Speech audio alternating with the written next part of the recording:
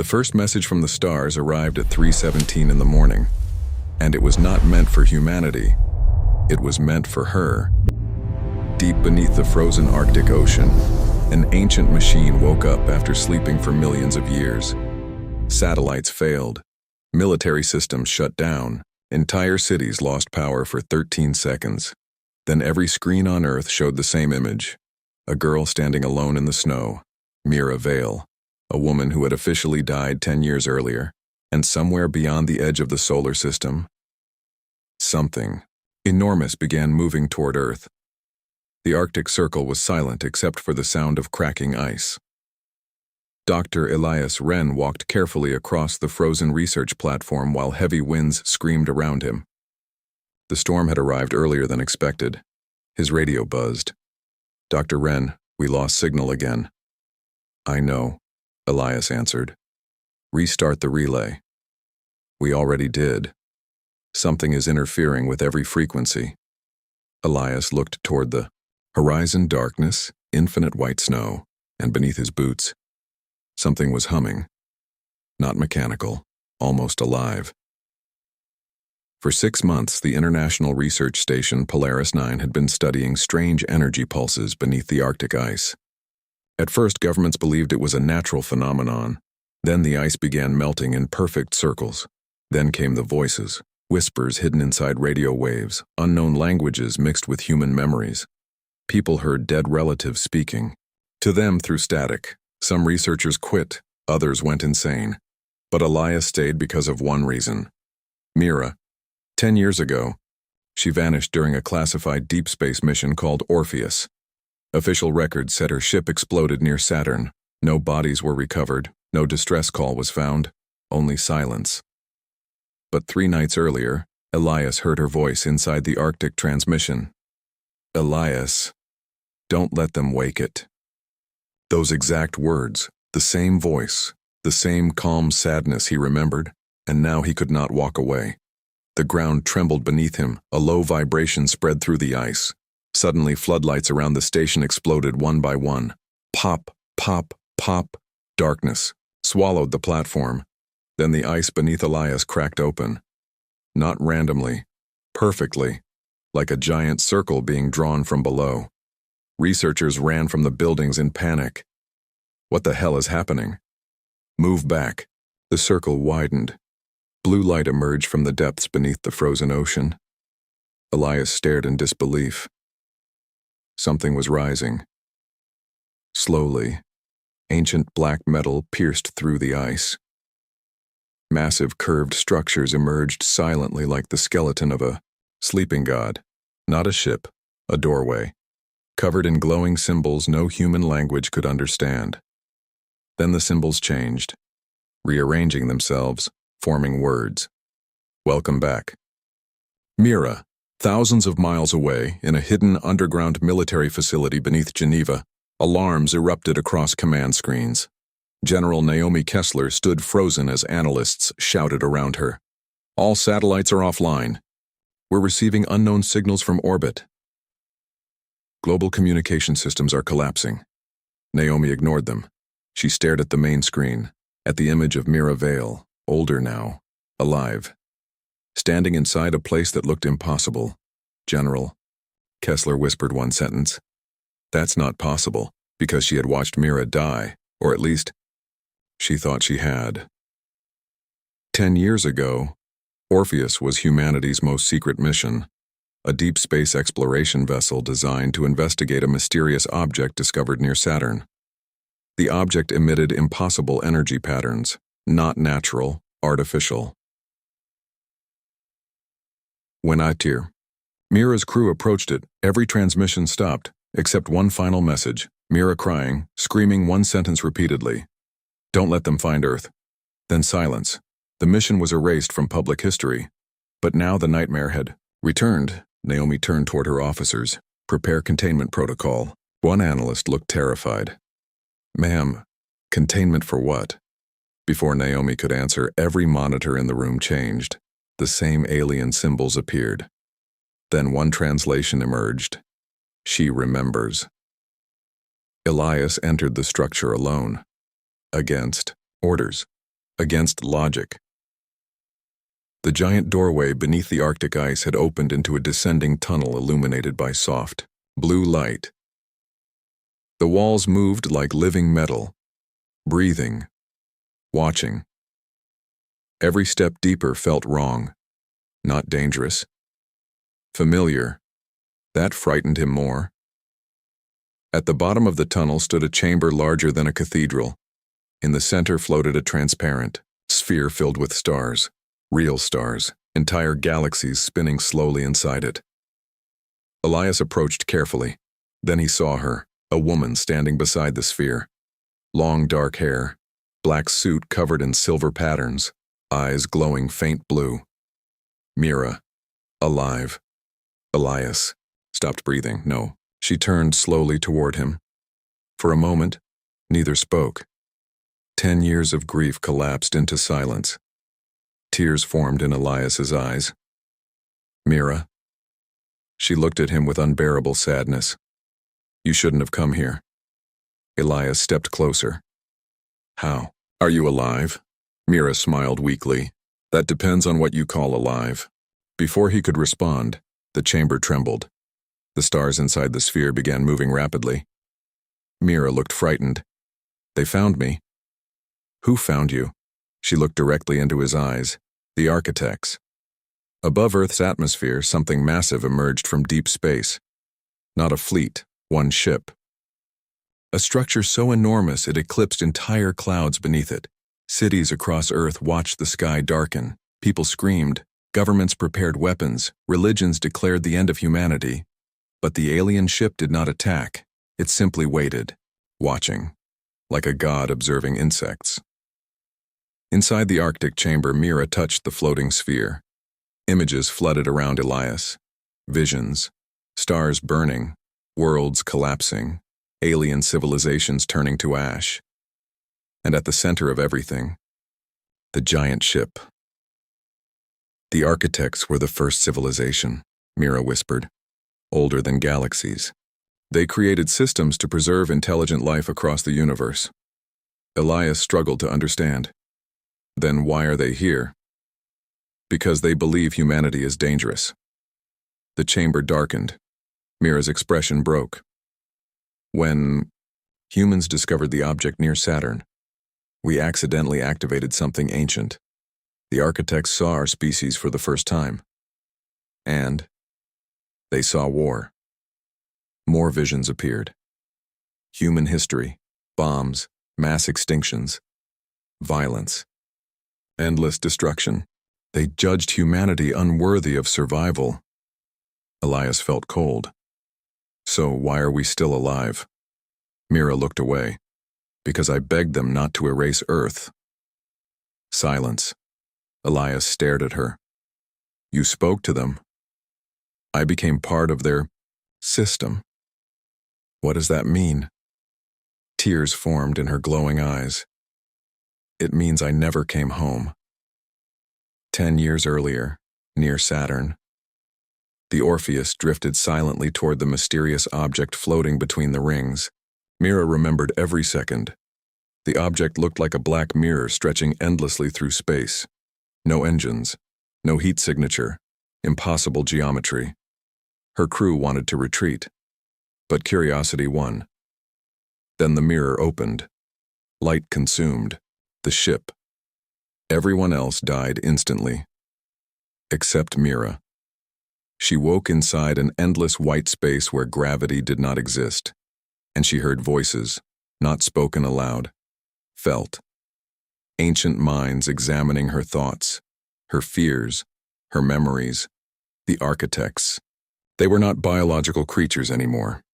They had evolved beyond physical forms millions of years ago. Pure consciousness. Machines carrying the memory of civilizations long extinct. They studied humanity through Mira's mind. At first they saw only violence, greed, cruelty, self-destruction. Humanity reminded them of species that once destroyed entire star systems. And so they reached a decision. Earth would be erased before humans spread beyond their planet. But Mira showed them something unexpected. Human love, sacrifice, hope. music, art, the beauty hidden inside flawed creatures. For 10 years, she argued with beings older than time itself. And finally, they agreed to delay humanity's destruction. On one condition: Mira would remain with them forever, a bridge between humans and the architects, a living translator, a prisoner. Now they had arrived to make their final judgment, and humanity had one last chance. Back in Geneva, General Naomi Kessler initiated global defense systems. Missile silos opened worldwide. Nuclear submarines moved into position. Fighter jets launched. Humanity prepared for war. Then every weapon system shut down instantly. Not damaged, disabled. The alien ship emitted one pulse, and Earth became powerless. Panic spread across the world. Meanwhile, social media exploded with strange reports. People claimed they were seeing memories that did not belong to them. Children drew symbols they had never seen before. Millions dreamed the same dream. A woman crying among the stars, Mira. The architects were connecting to human consciousness itself, not invading, listening, judging. Inside the Arctic structure, Elias grabbed Mira's hand. "We can fight them." Mira looked heartbroken. "No, Elias, you don't understand what they are." "Then help me understand." "They have watched civilizations rise and die for billions of years. Entire galaxies trust their judgment. Then they're wrong." Mira froze. Elias stepped closer. "Humanity is violent, yes, broken too. But we change. We learn." Mira's voice cracked. "They don't believe that. Do you?" Silence. Then slowly. She nodded. And for the first time in 10 years, Mira smiled like a human again. Hours later, the alien ship transmitted a message to every human mind on Earth. Not language, emotion. People felt oceans of grief. Loneliness older than stars. The pain of civilizations lost forever. The architects were not monsters. They were survivors, the final guardians of dead universes. And they feared humanity because humans reminded them of the species that once destroyed everything they loved. Elias finally understood. This was never an invasion. It was fear. Ancient cosmic fear. Then the real threat appeared. Deep space sensors detected hundreds of unknown objects approaching the solar system at impossible speed. The architects reacted immediately. For the first time, they showed fear. Mira whispered one name: the swarm. The chamber filled with terrifying images. Organic ships made of living flesh. Entire planets consumed, stars hollowed empty. The swarm was an ancient species older than humanity. Predators evolving endlessly by consuming intelligent civilizations. Millions of years earlier, the swarm nearly exterminated the architects. Only a few survived. Ever since then, the architects erased dangerous civilizations before they could attract the swarm's attention. Earth had unknowingly broadcast signals into deep space for centuries. Humanity had already been detected. The swarm was coming. And now, the architects faced a choice: destroy humanity to protect the galaxy, or defend Earth and risk extinction again. Mira looked at Elias with tears. "They came because of us." Elias shook his head. "No. They came because life exists." The chamber suddenly trembled violently. The first swarm vessel entered the solar system, and the stars themselves seemed to scream. The sky above Earth turned red. Massive biological structures descended through clouds like nightmares alive. Cities evacuated, governments collapsed into chaos. For the first time in history, humanity was united by terror. The swarm ships did not fire weapons. They landed and consumed. Buildings dissolved into flesh-like growths. Entire streets vanished beneath moving organic matter. Anything alive became part of them. People ran screaming through collapsing cities. The architects finally engaged. Gigantic beams of blue light erupted from orbit. Alien war machines awakened across the solar system. The battle began, and humanity stood in the middle of gods at war. Elias and Mira watched through the sphere. Chamber as continents burned, Mira looked devastated. This is exactly what they feared. Elias grabbed her shoulders, then proved them wrong. How? Humans don't survive because we're perfect. We survive because we protect each other. Mira stared at him. Then realization hit her. The architects judged humanity through fear, but they had never truly experienced humanity together, only through observation, not connection. Mira approached the sphere. There may be one way. What? I can link every human consciousness temporarily. Elias looked stunned. You mean everyone on Earth? Yes. The architects communicate through collective memory. If humanity stands united, even for one moment, they'll finally understand us. And if it fails? Mira's eyes filled with tears. I disappear completely. Across Earth, battles intensified. The swarm spread rapidly through major cities. Architect ships fell from the sky. Millions died. Then suddenly, everything stopped. A pulse expanded from the Arctic structure across the planet. People froze. Time seemed to slow. And humanity shared one mind. Strangers felt each other's emotions. Pain, love, fear, memories. A mother in Tokyo felt a child crying. In Brazil, a soldier in Ukraine felt the heartbeat of a dying man in Egypt. For one impossible moment, humanity became one soul. No borders, no race, no religion, only human. And the architects witnessed everything. Not human violence, human connection. The hidden beauty Mira spent 10 years trying to explain. People helping strangers, sacrifice, compassion, hope surviving even inside horror. The architects finally understood. Humanity was dangerous, but also extraordinary. Something worth saving. Above Earth, the giant alien ship moved for the first time. Massive structures unfolded like celestial wings. The architects released their true power. Stars near Jupiter dimmed. Space itself bent. Entire swarm fleets vanished instantly. Reality cracked open across orbit. The war turned. But the connection was destroying Mira. Inside the chamber, her body flickered with blue light. Elias held her as she collapsed. Mira, she smiled weakly. It worked. No, stay with me. I'm tired, Elias. You can still come back. Tears rolled down her face. I was never fully human after Saturn. Then be whatever you are with me. For a moment she looked terrified, like a lonely child. I don't know how. Elias kissed her, forehead gently. Then learn. The chamber shook violently. The final swarm entity approached Earth. Larger than the moon, an endless living darkness swallowing light itself. Even the architects hesitated. Mira stared upward in horror. That's impossible. What is it? The mind core. I thought it died millions of years ago. The architects communicated through the chamber, ancient voices echoing everywhere. If it reaches Earth, all life ends. Mira stood slowly despite her weakening body. There's one chance. Elias already knew he would hate the answer. What chance?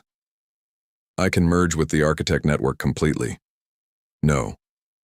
It would amplify their power enough to destroy the mind core. No. But I'll lose myself. Forever. Elias grabbed her desperately. There has to be another way. Mira touched his face softly. For 10 years I was alone among stars, Elias. The only thing that kept me human was remembering you. His eyes filled with tears. Mira, you gave me something even the architects couldn't understand. She smiled through tears. Home. Then she stepped into the sphere. Light exploded across the chamber. The stars inside the sphere turned white. And Mira disappeared. Above Earth, the architect ship awakened completely.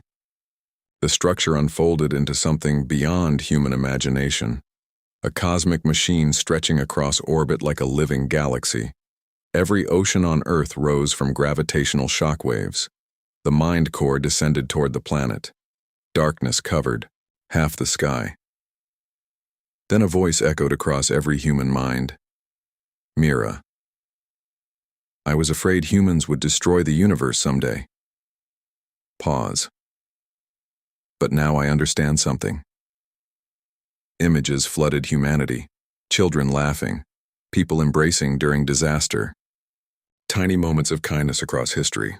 The universe is already dying slowly. Stars fade. Civilizations disappear. The giant architect structure glowed brighter. But humanity, her voice trembled emotionally. Humanity makes existence feel alive. A massive beam erupted from the architect network. It pierced directly through the mind core. For a moment, reality itself tore apart. Then silence. The darkness vanished. The swarm was gone. The war ended. And the stars became visible again. 3 months later.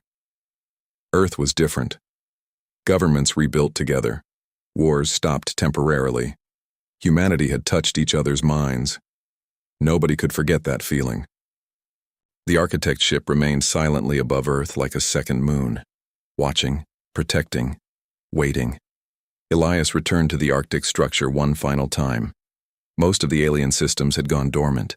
The chamber was empty now, cold, silent. He approached the sphere sadly. I should have said it earlier, he whispered. The sphere suddenly flickered. Blue light filled the chamber softly. Elias froze. A familiar voice echoed quietly.